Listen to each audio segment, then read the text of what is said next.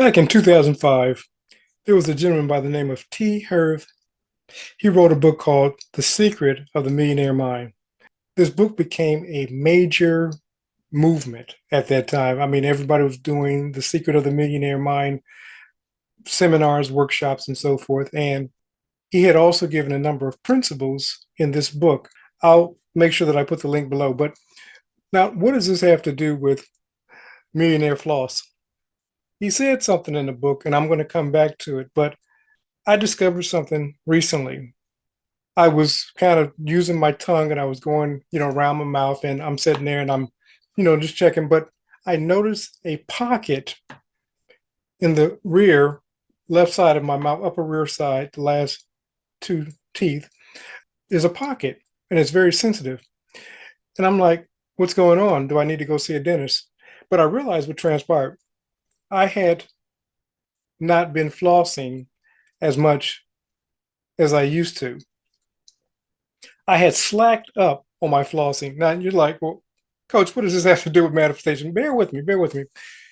I slacked up on my flossing. So, of course, it began to open up pockets in my gums. And so that particular pocket became very sensitive. And I committed at that point that flossing was going to be a byproduct of my brushing, especially in the evening. When I brushed in the evening, I would also floss. It was a part of the routine. I had made a decision. I started doing that for about 3 months. That pocket closed up. My gum stopped bleeding. It made me think about what T. Harv Eker said in his book.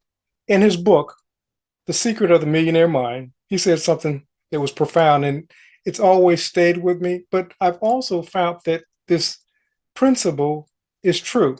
So let me go and tell you the principle. The principle was this: the way you do anything is the way you do everything.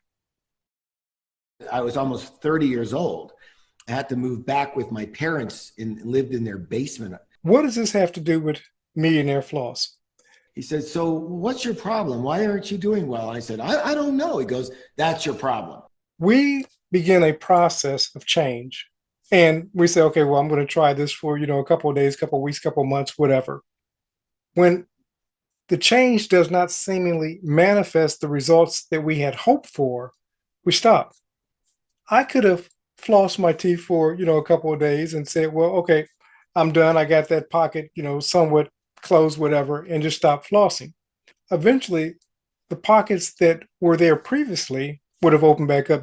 A lot of times we begin on a journey, and because that journey does not bring about the immediate thing that we were hoping for, manifestation, law of assumption, law of attraction, whatever your mindset is, biblical principles, it doesn't matter. But because that thing is not manifested immediately, we say, well, this stuff doesn't work. And how do you want to make it? In what arena? And I said, in business. I want to be an entrepreneur. I want to have my own business. He says, so what do you know about business? I said, well, I thought. He says, well, you don't, because obviously that's your result. It's always working.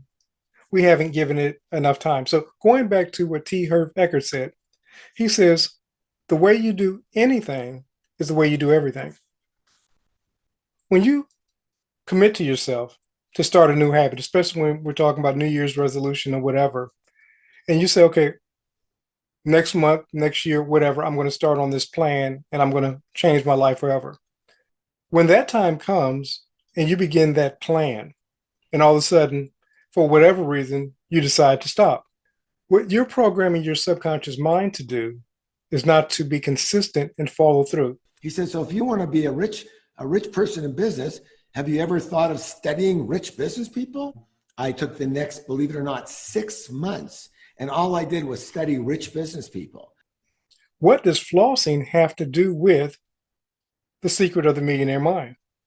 I had made a commitment that flossing was going to become a part of my daily dental routine. And I'm going to stick to that because that's a commitment that I've made to myself. Many of us make commitments to ourselves and we break them. I've done it and I understand. But what I find is that when I'm consistent with my commitment, everything in my life begins to follow suit. So one of the other things that I've committed to do is that 3 times a week, I'm going to do some type of workout. If something happens and throughout that whole week, I neglect that workout and my last day to do that workout is on Saturday, I'm going to do 3 workouts on 3 different areas on Saturday because I'm committed to keeping my commitment to myself. I took the next, believe it or not, 6 months, and all I did was study rich business people. And I put together this set of principles. Actually, it was 7 principles, and I added an 8th one after.